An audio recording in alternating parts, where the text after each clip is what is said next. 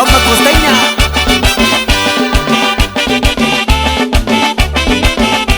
El toro era preto y moro y tenía los cuernos gachos, porque se los agacharon y decían que era muy macho. Por nombre le decían Chivo, pero toro se llamaba. Tenía las orejas grandes que hasta el suelo le arrastraba. Toro, toro, toro, toro se llamaba, pero le cambiaron nombre de mama y se le quedaba. Toro, toro, toro, toro se llamaba, pero le cambiaron nombre de mama y se le quedaba. Y zapateale, Juan Carlos Rosales.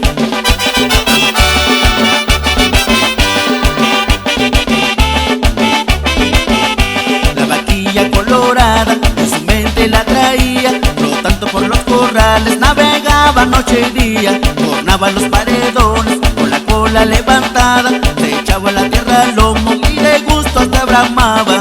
Toro, toro, toro, toro se llamaba, pero le cambiaron nombre de mama y se le quedaba. Toro, toro, toro, toro se llamaba, pero le cambiaron nombre de mama y se le quedaba. Un saludo para toda la familia García García, para que lo gocen.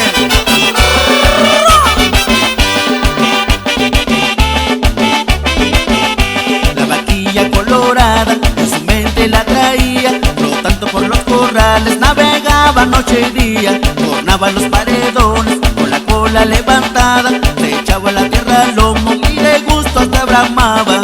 Toro, toro, toro, toro se llamaba, pero le cambiaron nombre de mama y se le quedaba.